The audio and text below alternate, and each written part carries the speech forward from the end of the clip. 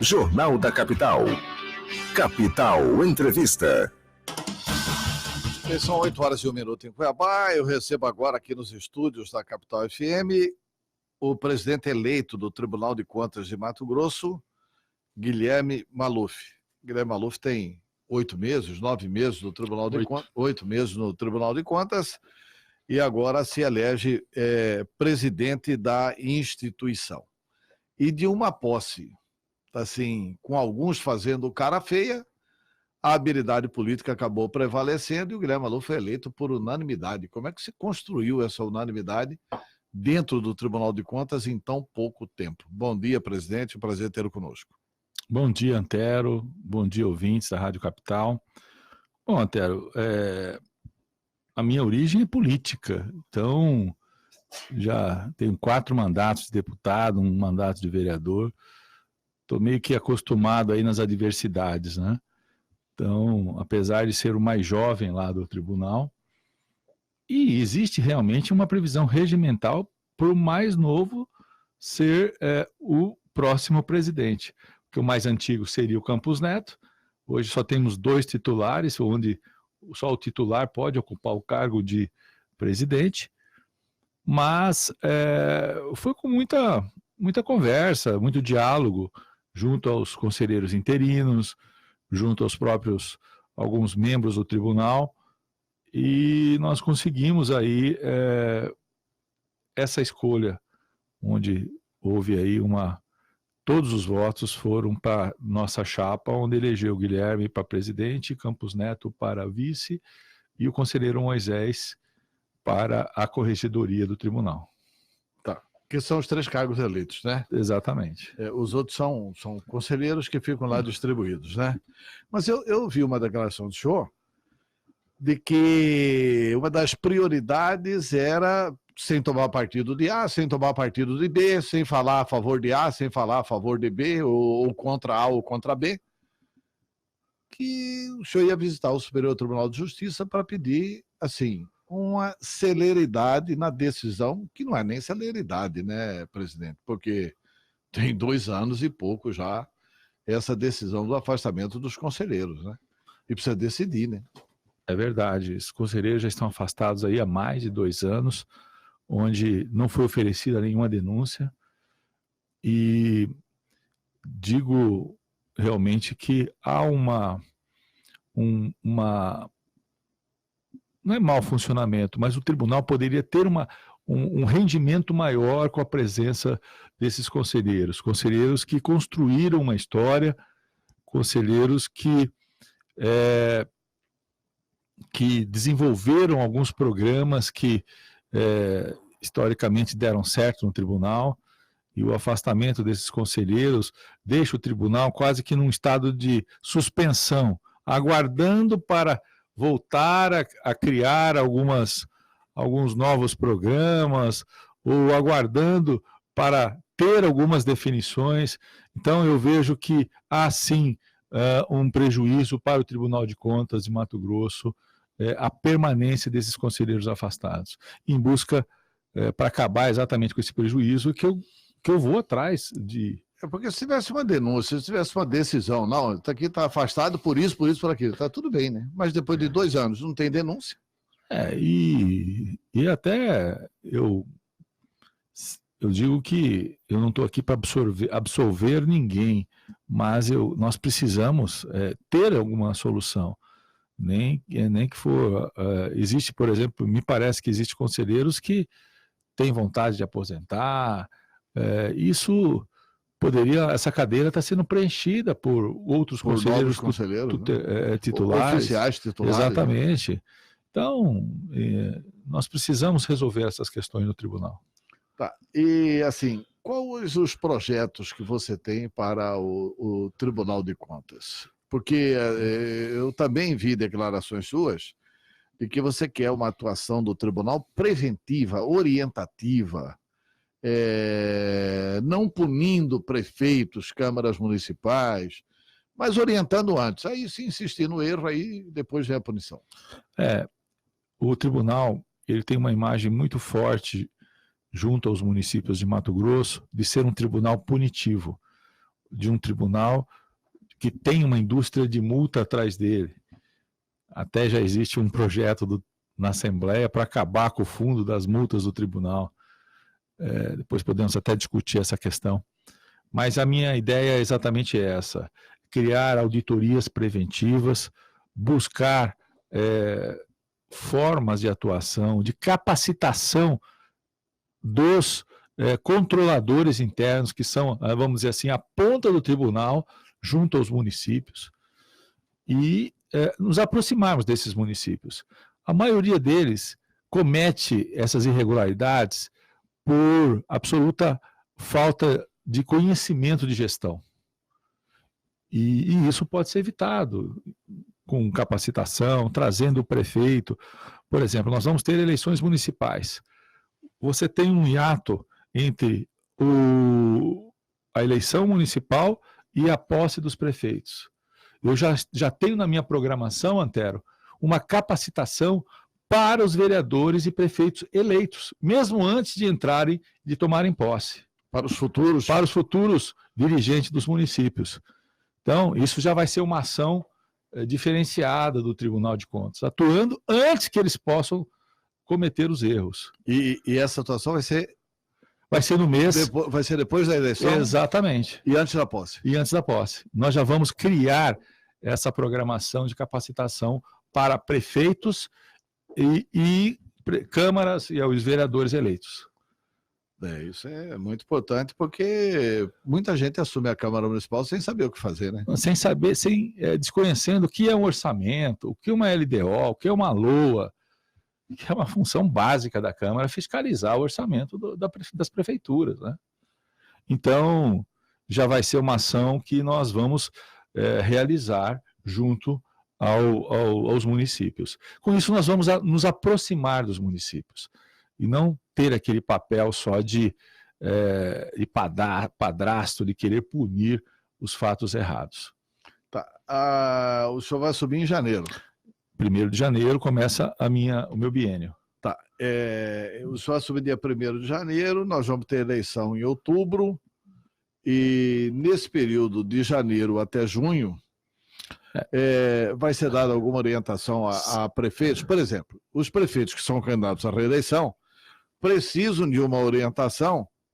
Dona Lucimar responde até hoje a um processo que pode culminar na perda do mandato dela, porque gastou mais do que a média dos últimos 3 anos. Né? Vai ser dada essa orientação no sentido de falar, olha, o que vocês podem, o que vocês não podem fazer nesse período pré-eleitoral e também no período eleitoral? Quer dizer, o tribunal vai se preocupar com isso também para diminuir os processos contra os prefeitos? Nós temos algumas ações previstas para poder, na verdade, trabalhar com esses profissionais que já estão atuando na gestão. E isso vai ser feito também por capacitação, por emissão de cartilhas do que o prefeito pode fazer, o que o prefeito não pode fazer. Existem alguns pontos polêmicos. Por exemplo, hoje existe muita dúvida na condição de utilização das OCIPs ou OS por parte dos municípios. Eu já tenho na minha programação que nós vamos construir uma cartilha exemplificando o que você pode praticar de taxa de administração, quais os profissionais que você pode contratar via OCIPs e OS. Então, o tribunal vai sim fazer esse tipo de atuação para tentar evitar problemas para esses gestores que vão para as reeleições. Mas só para comentar, você me falou dos nossos projetos. Nós temos dois projetos muito interessantes para construir no início da nossa gestão, que seria uma Câmara recursal, a exemplo do que existe no Tribunal de Contas da União, e já conversamos isso com o Tribunal de Justiça, com a OAB, com os próprios conselheiros, mas isso ainda não está totalmente regulamentado. Nós estamos preparando a regulamentação, onde você terá a oportunidade de ter um novo posicionamento, não daquela equipe que fez a primeira análise do projeto. Então, isso é muito saudável para a democracia, para a justiça dos tribunais de contas, nós termos uma outra opinião. Então, essa Câmara Recursal vai ser feita por auditores que não participaram da primeira instrução do processo.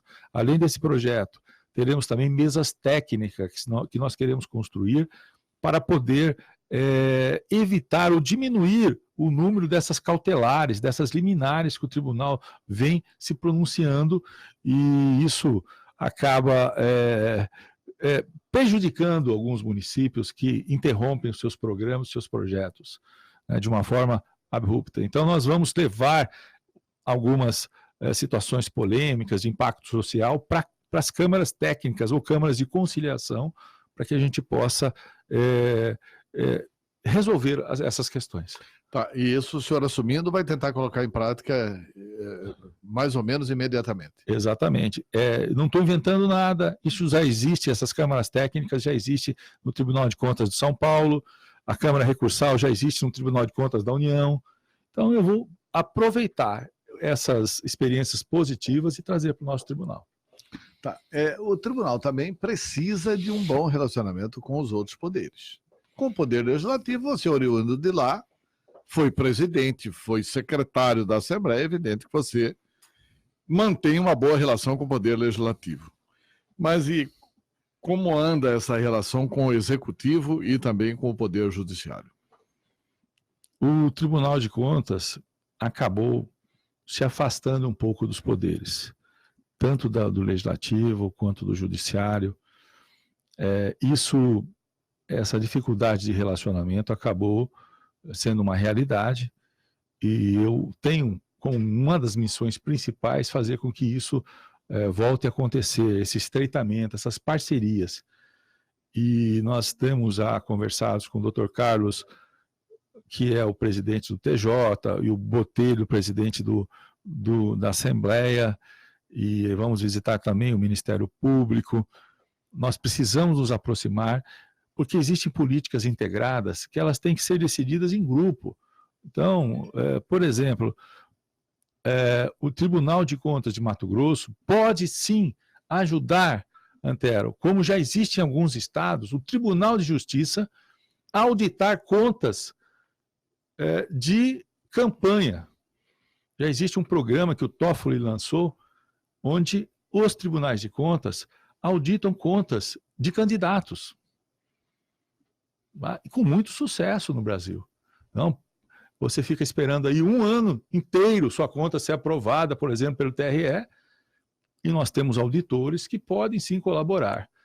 Nós temos auditores que podem também auxiliar as CPIs que a Assembleia está realizando. Então, nós precisamos fazer essa integração, porque disso nós vamos ter aí uma melhora das políticas públicas. Uma das boas coisas que o ex-presidente do Tribunal de Contas fez, Antônio Joaquim, e que foi barrado pelo governo Pedro Taques, foi aquela questão de auditar a Receita. Aí o governador Pedro Taques entrou na justiça para impedir isso. Aí o Tribunal de Contas perdeu na primeira instância, quer dizer, o judiciário deu razão ao governador Pedro Taques.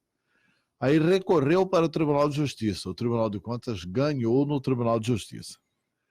Aí o governador Pedro Taques recorreu ao STJ. O Tribunal de Contas ganhou no STJ. Aí o governador Pedro Taques recorreu ao Supremo Tribunal Federal. A ministra Carmen Lúcia deu uma liminar brecando a auditoria por parte do Tribunal de Contas. Então o Estado ganhou momentaneamente. E agora o Supremo Tribunal Federal derrubou a liminar da Carmen Lúcia e deu condições de que o Estado fiscal vai poder investigar o Estado fiscal. Quer dizer, um órgão de controle não tem que ter segredo do Estado para um órgão de controle como o Tribunal de Contas. Porque a função ali era o quê? Aumentar a arrecadação. Qual o Estado que não quer aumentar a arrecadação? Combater a sonegação. Qual o Estado que não quer combater a sonegação? Eu estou dizendo isso pelo seguinte, porque você está dizendo que vai contribuir com a CPI. E agora o Tribunal de Contas já tem a autorização do Supremo Tribunal Federal para auditar a exportação. para auditar a Receita, que era a grande luta do ex-presidente do Tribunal de Contas, Antônio Joaquim. E tem uma CPI aberta aí para combater a renúncia e a sonegação fiscal. Não era hora de pegar os melhores auditores do Tribunal de Contas e botar a favor da CPI e para fazer essa auditagem lá na Secretaria de Fazenda? Eu não tenho dúvida disso. Tenho conversado com o deputado Wilson Santos, que tem me cobrado esse posicionamento. Infelizmente, nós estamos vivendo agora um momento de transição no Tribunal de Contas e nós precisamos fazer essa integração e essa integração vai ser prioridade na minha gestão, Antero. Mas é importante nós colocarmos aqui, eu não tenho dúvida de que o controle que o Tribunal de Contas faz, ele precisa ser exercido sobre qualquer ente estadual. Isso é uma pena que ainda haja uma discussão como essa. É uma pena. Mas tenho certeza, aqueles que estão preocupados com exposição, o Tribunal de Contas vai ter critério em fazer isso. Não, e não vai pegar para divulgar para a opinião pública, né? E é que alguns ainda acham que o Tribunal de Contas ainda pode ter conselheiros que venham aí a querer ser políticos, como havia alguns questionamentos. E toda vez que você politiza uma corte, acontece esse tipo de discussão. Então, eu quero dizer aos senhores que nós vamos exercer com muito critério essa possibilidade de auditar a Receita e nós vamos sim participar dessas comissões parlamentares para poder levantar o que acontece no nosso Estado. Porque eu fui deputado 4 mandatos, participei de alguns estudos na Assembleia, eu não tenho dúvida nenhuma de que os nossos incentivos fiscais precisam ser melhor normatizados e fiscalizados. Não tenho dúvida nenhuma que a nossa produção ela tem uma parte dos seus impostos que não são arrecadados. Tá, tem uma pergunta aqui do Benedito Provenzano. Vamos ver o que ele está perguntando. Bom dia, Antero. Bom dia, conselheiro. Antero, só falar, né, que com certeza o conselheiro vai fazer uma ótima administração, assim como fez na Assembleia, né? Esse é o perfil dele. Tá de parabéns. Um abraço, Benedito Provenzano. Um bom final de semana a todos. Tá. Muito obrigado pela participação do Benedito Provenzano. Deputado Guilherme, você já esteve na Assembleia depois da eleição? Estive ontem conversando com o deputado Botelho. Nós temos 2 matérias que nos preocupam, que estão em trâmite na Assembleia. Quais são? Uma que atua diretamente na questão do fundo das multas, que é do deputado Fávero, e eu pedi para fazer um diálogo ou com o colégio de líderes ou com o próprio Fávero de uma forma institucional. Eu quero colocar o nosso ponto de vista, inclusive tem uma proposta para regulamentar o nosso fundo, que é em torno de 4 milhões de reais, o que nós conseguimos com a receita dessas multas, que eu entendo que nós temos que devolver parte desses fundos para os municípios, mas se for devolver para a saúde, isso é muito pouco. Eu acho que parte desse fundo tinha que ser devolvido para melhorar a tecnologia de informação desses municípios, para capacitar o controle desses municípios. Então, é dessa forma que eu acho que é interessante nós podermos devolver parte desses recursos para os municípios. Se for colocar na saúde, a saúde precisa, obviamente, mas 4 milhões, que sejam 50%, 2 milhões ano, num estado desse tamanho, vai representar muito pouco. Então, e se a gente formos nessa linha preventiva de capacitação, de investimento em tecnologia de informação, eu tenho certeza que o proveito vai ser muito maior.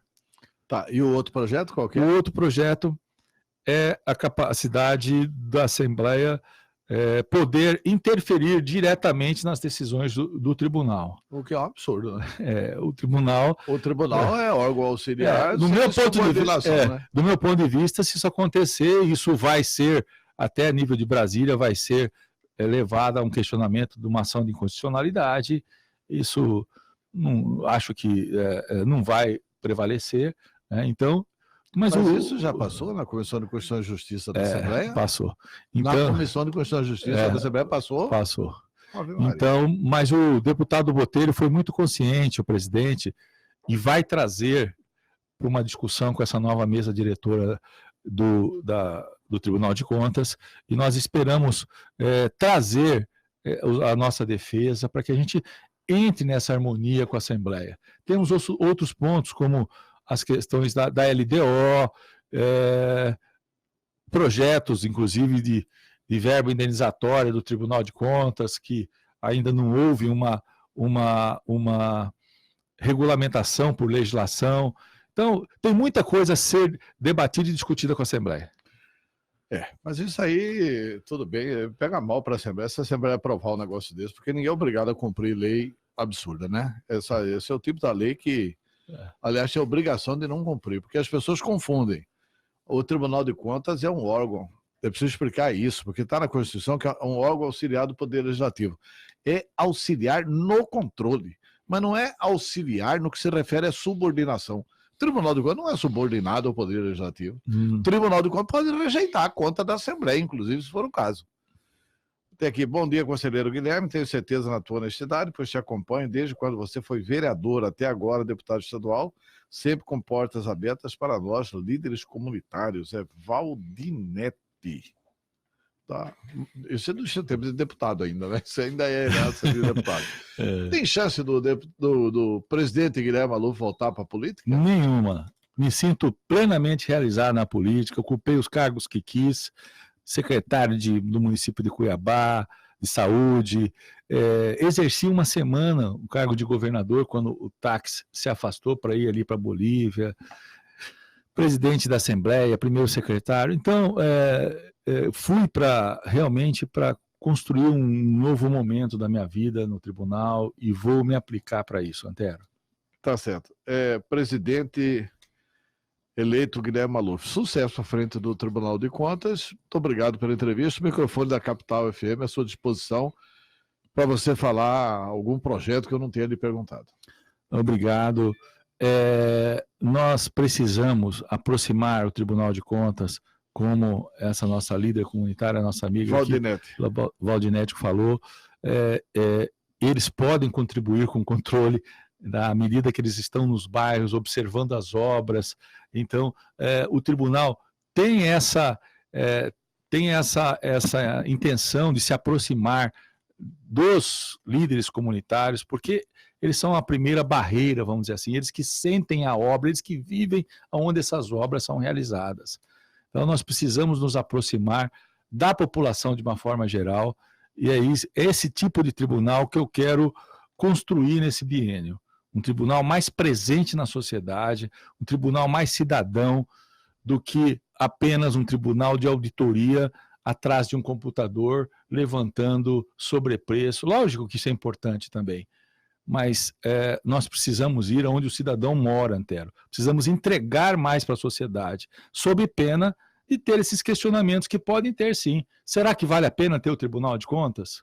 Então, ou nós mostramos que vale a pena, ou o tribunal está fadado aí a acabar ou ser absorvido por alguma instituição maior. Ok. Muito obrigado pela entrevista e sucesso à frente do Tribunal de Contas do Estado. Se bem que eu acho que essa briga contra o Tribunal de Contas não é aqui não, no Brasil inteiro, nasceu em função dos acertos dos tribunais de contas. Foi quando o Tribunal de Contas da União começou a investigar as contas da dona Dilma que o PT se insurgiu contra isso. Aí teve uma reação em cadeia nos estados, porque os tribunais de contas dos estados melhoraram na fiscalização. Essa que é a grande verdade, né? Mas muito obrigado pela entrevista, conselheiro. Ontem eu estive revisitando, até em função desse evento que está acontecendo aqui aliás, foi transferido para o Tribunal de Contas, né? É bom avisar aqui os advogados que o evento da falência e recuperação, com presença de 2 ministros do Superior Tribunal de Justiça, está sendo realizado no Tribunal de Contas. Eu estava visitando ontem as informações da imprensa, né? E verifiquei realmente uma coisa assim doída. O Tribunal de Contas cumpriu com a sua obrigação durante a Copa. Emitiu vários relatórios alertando que as obras não iam ficar prontas, alertando a questão do VLT, e foi devidamente esculhambado pela gloriosa imprensa de Mato Grosso. Claro que a imprensa estava também atendendo o apetite comercial do senhor Silval Barbosa, que era o maior cliente de toda a imprensa de Mato Grosso na época. Então, assim, nós também temos que fazer... Eu não fiz isso, estou dizendo nós da imprensa, embora eu não me coloque nesse rol. Eu sempre defendi as medidas sérias que o Tribunal de Contas estava anunciando. E os que denunciaram isso é que se encontram hoje aí, sub júdice, lá no Superior Tribunal de Justiça. 8h26, intervalo e voltamos.